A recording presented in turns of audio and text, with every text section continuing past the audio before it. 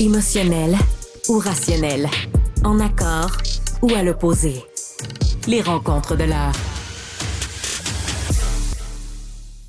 Le Parti conservateur de Pierre Poilievre voudrait faire tomber aujourd'hui Justin Trudeau. Pour cela, il dégaine l'arme semi-nucléaire, la motion de non-confiance, qui deviendrait nucléaire s'il y avait avec lui l'autre parti pour peser sur le bouton rouge. On devine c'est le Bloc québécois dans les circonstances. Y parviendra-t-il, n'y parviendra-t-il pas? Pour en parler, Emmanuel Latraverse est avec nous. Emmanuel, bonjour. Bonjour. Alors, bombe nucléaire ou menace de bombe nucléaire ou mauvais théâtre parlementaire? Théâtre parlementaire tout court, mais ça fait longtemps. Je me rappelle pas, en vérité, d'avoir vu une journée où il y a un vote de non-confiance face à un gouvernement minoritaire où il y a aussi peu de suspense. Il faut quand même le dire, là. Il n'y a pas de mélodrame. J'ai pas fait mes valises hier. Nos patrons québécois sont pas en mode préparation électorale sur un pied de guerre. Non, non, non. Mais ça fait partie, je pense, de la campagne très minutieuse que mènent les conservateurs pour complètement décrédibiliser cette taxe sur le carbone du gouvernement Trudeau. Quand on prend ces événements-là de manière isolée, tu dis, bon, ben, c'est du mauvais théâtre parlementaire, c'est Pierre Poilievre qui veut une autre raison, une journée pour faire les manchettes, pour s'insurger, se déchirer la chemise, etc. Mais en préparant cette chronique, je me faisais la réflexion que aux élections de 2021, les conservateurs avaient renoncé, dans les faits, à s'opposer à l'idée d'un prix sur le carbone. La force du consensus qu'avait mis sur pied le gouvernement Trudeau était, sinon dans l'opinion populaire, mais certainement dans la sphère politico L'opinion médiatique. médiatiquement autorisée. C'est ça, il y avait un consensus. La réalité, c'est qu'avec ces méthodes très divisives, polarisantes, nucléaires, populistes, appelle ça comme tu veux, depuis qu'il est arrivé au pouvoir, Pierre Poilievre a réussi à bâtir un consensus pan-canadien autour de l'opposition à cette taxe sur le carbone. Puis c'est sous cet angle-là que je trouve la motion d'aujourd'hui intéressante. Parce que la réalité, c'est qu'à l'heure où on se parle, tous les premiers ministres des provinces, sauf le Québec et la Colombie-Britannique, parce que la Colombie-Britannique a une taxe sur le carbone depuis 2008, comme ça fait même plus débat là-bas, et le Québec, parce que nous, on a la bourse sur le carbone, donc la taxe carbone de Trudeau, ça ne nous concernait pas du tout. Tous les premiers ministres ont demandé à Justin Trudeau de retirer la hausse de 23% sur le prix du carbone le 1er avril prochain, qui va faire monter le prix de l'essence de 3 sous le litre, même un premier ministre libéral à Terre-Neuve. Et non seulement ça, on est même rendu où des chefs de parti libéral, donc la chef du Parti libéral de l'Ontario, la chef du Parti libéral au Nouveau-Brunswick sont rentrés dans le camp des anti-taxes carbone. Donc, cette croisade a porté fruit. Alors, deux choses. Tu dis là que la stratégie divisive, polarisante de Poilievre, dans les circonstances, celui qui divise, c'est Justin Trudeau. À un moment donné, si on nomme stratégie divisive celui qui s'oppose à un consensus obligatoire pour être capable de faire valoir le pluralisme politique, en quoi c'est divisif? Question 1. Est-ce que la politique, c'est pas le pluralisme? Est-ce que c'est divisif que de s'opposer à un consensus obligé? Premier élément. Et deuxièmement, pourquoi ça marchera pas sa motion de non-confiance aujourd'hui? Ben, divisif parce qu'il y a, il y a le fond et la forme. Et M. Poilievre a une façon de faire la politique qui privilégie l'attaque dans la forme et qui met tout débat sur la nuance de côté. La réalité, c'est, je Si je l'explique peux me parce qu'au permettre, Québec, on quand n'est pas... Justin Trudeau dit si vous êtes contre cette taxe, vous êtes contre l'environnement, vous êtes contre la planète, juste elle est où la nuance? Ben parce qu'il y a quand même un consensus auprès des économistes en général, OK, que ça prend une forme de prix sur le carbone pour changer les habitudes de consommation des gens et pour réduire les gaz à effet de serre. Et objectivement, M. Poilievre démonise et détruit l'idée de la taxe sur le carbone, mais il n'y a pas d'alternative. Et la taxe sur le carbone, on peut dire que c'est pas un miracle, c'est pas une baguette magique, mais c'est jugé responsable Ben, pour quand même à peu près le quart des réductions des émissions de gaz à effet de serre du Canada pour atteindre ses cibles de réduction en vue de la carboneutralité. Fait que si tu l'enlèves, la taxe sur le carbone, il faut que tu la remplaces par quelque mais chose d'aussi je dis pas que c'est une, efficace. je dis pas que c'est une mauvaise idée, je dis juste que tu dis divisif et puis absence de nuance. Mais moi, quand j'entends quelqu'un dire si vous êtes contre ça, vous êtes contre la planète, vous voulez tuer la planète, je manque peut-être de nuances moi-même, mais je vois pas les nuances dont tu me parles. Dire, Non, il n'y a Justin pas de nuance. Trudeau, Mais il y a le ton. Je pense que ce qui ben, euh, Monsieur Poilievre a quand même fait des rassemblements d'un océan long. Il a bâti un consensus dans sa croisade. Moi, je pense que c'est ça qui est intéressant. Alors, on peut se dire que qu'il a- qu'il n'offre pas d'alternative. Et le problème, la vulnérabilité du Parti conservateur, et pour revenir à ta question, je pense que la raison pour laquelle Justin Trudeau est jugé moins sévèrement dans ses attaques contre les conservateurs, c'est que les conservateurs n'en ont pas de plan de réduction contre les gaz à effet de serre, au-delà des généralités de dire on va donner des subventions puis on va passer par la technologie. À un moment donné, si tu veux être jugé de manière crédible, il faut que tu en aies un plan. Et la différence fondamentale entre les deux partis, c'est cette idée du prix sur le carbone, là. Alors, je pense que c'est ça l'enjeu, mais ce qui a, ce qui a fait le plus mal à la crédibilité de cette taxe de ce prix sur le carbone, c'est quand Justin Trudeau, face à la révolte dans les provinces atlantiques, a annoncé qu'il allait l'enlever pour les produits de chauffage des gens qui habitent dans les régions rurales. T'sais, là, c'est tellement électoraliste. Tu es pour ou tu es contre l'idée d'un prix sur le carbone. M. Trudeau a lui-même nui à sa propre promesse.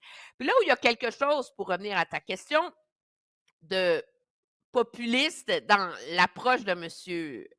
Poilievre, c'est que la façon dont elle est mise en œuvre, cette taxe sur le carbone au Canada, c'est que par des calculs actuariels et tout le reste là, du ministère des Finances, on évalue qu'une famille moyenne de tant de personnes va payer, mettons, 600 dollars plus cher son essence au courant de l'année. Et le gouvernement te renvoie un chèque 4 fois par année. Comme moi, j'habite en Ontario, 4 fois par an, j'ai un chèque de 180 dollars du gouvernement fédéral qui est mon remboursement pour ce que moi, j'ai payé en taxe carbone pendant l'année. Donc, l'argument du gouvernement Trudeau, c'est de dire votre opposition à la taxe carbone est mal fondée parce que la majorité des familles canadiennes vont recevoir plus en argent du gouvernement fédéral, en dédommagement, que ce qu'ils ont payé à la pompe, parce que plus le prix augmente de la taxe carbone, plus ça finit par changer nos comportements et plus on réduit notre consommation d'essence. Et donc, on est gagnant au net sur l'argent qu'on reçoit. En même temps, ce débat-là n'est pas tranché parce qu'il y a des études du directeur parlementaire du budget qui confirment cette théorie.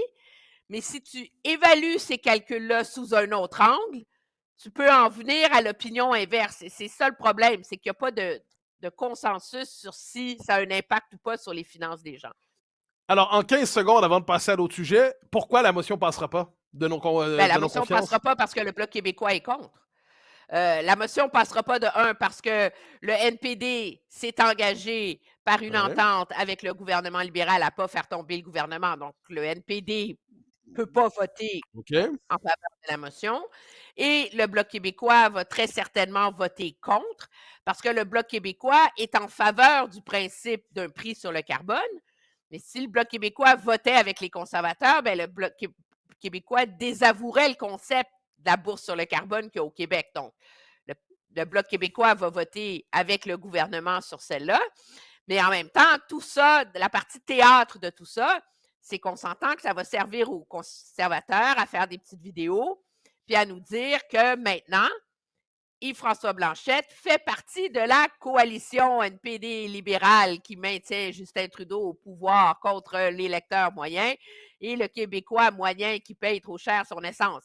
Alors, le Bloc québécois est un peu coincé là-dedans parce qu'il sait qu'il se fait instrumentaliser dans une campagne de publicité anti-Bloc québécois du Parti conservateur qui sera sur nos ondes quelque part dans les prochains mois, je te le promets. Bon, alors, dossier Ottawa terminé, mais non, on poursuit Ottawa autrement. Les prochaines élections Non, fédérales mais tu pourraient vas être... l'aimer, celle-là. J'ai cru comprendre, mais alors, Je l'ai choisie allons-y. juste pour toi. Alors, allons-y, je te lance le mot et tu me l'expliques. Diwali. Qu'est-ce qui se passe? Pourquoi ce mot, soudainement, vient-il faire basculer le calendrier électoral? Non, mais c'est fascinant. Alors, Diwali, c'est une fête religieuse très importante qui est l'équivalent de Noël, semble-t-il, Bien sûr. pour les gens de confession, les hindous et Ouais. sikhs et les jains aussi, qui sont une sous-caste de ces religions dominantes en Inde. Et dans le pacte NPD libéral, on est toujours dans les mêmes eaux, il y a la promesse d'augmenter, élargir l'accessibilité au vote, donc de déposer une réforme à la loi électorale dans laquelle il va maintenant avoir 7 jours de vote par anticipation, ça va être plus facile de voter par la poste, blablabla. Puis, il y a une petite clause dans la loi qui dit que les élections ne peuvent pas être en conflit avec des fêtes religieuses. Ouais. Et Noël, donc, Pâques. ben non, parce que cette année, en 2025, si on se fiait au calendrier électoral officiel en vertu de la loi électorale, l'élection aurait lieu le 20 octobre 2025. Ouais. Le 20 octobre 2025, ça tombe pendant les 6 jours de fête religieuse du Diwali. OK. Donc, en gros, le calendrier électoral canadien va être adapté en fonction des exigences du multiculturalisme et du poids démographique de communautés issues de l'immigration. Donc, on fixe Je le savais que calendrier ça te ferait électoral en plaisir. fonction de ça. Non, mais moi, je constate, je décris la chose en ce moment. Multiculturalisme plus immigration massive égale changement du calendrier électoral. Et là, la question, c'est est-ce qu'il n'y a pas d'autres fêtes religieuses qui traînent dans le calendrier qui pourraient tôt ou tard faire en sorte qu'on ne peut pas tenir l'élection cette journée-là, cette journée-là, cette journée-là? Il n'y a pas quelque chose d'un peu étrange là-dedans? Il y a quelque chose de totalement étrange là-dedans, puis c'est la raison pour laquelle il y a peut-être un sous-texte à ça que tu vas adorer aussi. Parce que la réalité, c'est que le Diwali, c'est comme le Ramadan, là, c'est pas sur un calendrier fixe comme le Oui, nôtre, oui, je donc la comprends. date change à chaque année. Et en 2022, les élections municipales en Ontario sont tombées pendant le Diwali et on a demandé à changer la date, puis le gouvernement ontarien a dit ben non, il y a plein de façons de voter par anticipation, etc. Ouais. Les gens ne sont pas obligés d'aller voter le jour J. Alors, le même argument pourrait s'appliquer pour la loi actuelle, parce que tu as un peu raison, à un moment donné, selon cette logique-là, on va être obligé de changer la date des élections fédérales à cause du Ramadan, là. Oui, puis pourquoi la élection le jour de ma fête, ça m'énerverait aussi, là? Je veux dire, j'ai d'autres choses à faire que voter le jour de ma fête si ça arrive. Ah, Non, moi, mais c'est demandez impossible si que ça arrive, parce que ma fête, c'est en Noël puis le jour de l'an. Mais les conservateurs, eux, pensent. Alors, il y a 2 théories. Tu dis, le NPD a insisté là-dessus, entre autres, M. Singh étant sikh, les communautés hindoues et sikhs des banlieues torontoises et de Vancouver sont la clé de voûte du résultat électoral pour obtenir le pouvoir. Donc, tout le monde veut les amadouer. Donc, on a fait un compromis pour eux. Mais si les élections avaient lieu le 20 octobre 2025, pour tous les députés qui ont été élus pour la première fois en 2019, en 2019, Ouais. l'élection était le 21 octobre. Alors, ils arriveraient en 2025, puis ils auraient servi comme députés 5 ans et 364 jours, ou 6 ans moins un jour. Donc, Est-ce qu'il y a des effets sur ça la pension et ainsi priverait de suite? toutes les personnes élues en 2019 de leur droit à une pension fédérale. Mais c'est S'ils quittaient leur exceptionnel! poste. Mais Non, c'est non, mais c'est exceptionnel! beautiful. C'est beautiful. Non, mais là, mais... Une journée. Alors, si tu bouges l'élection d'une semaine sous prétexte de Diwali, mais là, tout d'un coup, tous ces députés, puis c'est là que ça devient intéressant, parce que je suis allée regarder, il y en a eu combien des nouveaux députés en 2019? En 2019, il y a eu 22 nouveaux députés conservateurs. On s'entend, eux, là, Ils s'en vont comme au pouvoir. Je pense pas que c'est eux qui passent à leur pension. Mais il y a eu aussi 20 députés bloquistes. Et pour les députés du Bloc québécois, élus en 2019, si l'élection a lieu le 20 octobre 2025, ils n'ont pas droit à leur pension. Puis si l'élection a lieu le 27 octobre 2025, ils auront droit à leur pension. Alors, Au terme de ce récit chuchoté sous le signe de la et confession. je ne prête aucune intention au Bloc québécois. J'ai hâte de les entendre sur le Diwali. Parce que mais tu nous racontes ça à la manière d'une histoire quasi. Il y a une forme de sensualité électorale dans ton propos. Sensualité, c'est dans tes mots. Électorale, tu nous racontes ça avec une forme de jeu. Non, mais c'est amusant, mais c'est lunaire, cela dit. Une fois que c'est dit, moi, je reviens sur le principe de base, au-delà de la question qui est très importante des pensions. C'est-à-dire, si on doit fixer le calendrier électoral en fonction des religions de récente implantation par l'immigration massive au Canada, sachant que c'est pas tout le monde qui a le même calendrier sur Terre, ne l'oublions pas, sachant qu'on n'est pas tous dans la même année selon les ères du monde, sachant que le Christ est reconnu par certains et pas par d'autres, mais on va finir dans une maison de fous. Oui, mais alors comment va se positionner le Bloc québécois? Le Bloc québécois qui est supposé être pro-laïcité, ne pas être en faveur de changer les dates d'élection en fonction des fêtes religieuses des uns et des autres, mais en même temps, qui est le parti qui est le plus affecté par ce potentiel changement de date. Alors, j'ai hâte de voir. Cher Emmanuel, pour ces propos absolument étonnants, dans cette histoire racontée à la fin à la manière d'une histoire au coin du feu. Mais oui, mais moi, je suis capable de rendre n'importe quel détail parlementaire amusant, sinon ça ne vaut pas la peine d'en parler. Là. Ben, c'est ce que je constate, c'était amusant et drôle. Alors, cher Emmanuel, merci infiniment. On se reparle lundi pour la poursuite de nos conversations. Au revoir. Bye bye. Chers amis, c'était un plaisir de vous parler aujourd'hui encore une fois avec cette fin d'émission absolument inattendue où entre en confrontation des exigences contradictoires. Chers amis, c'était un plaisir. On se reparle lundi pour la poursuite du décryptage de notre actualité toujours complexe et foisonnante. À lundi.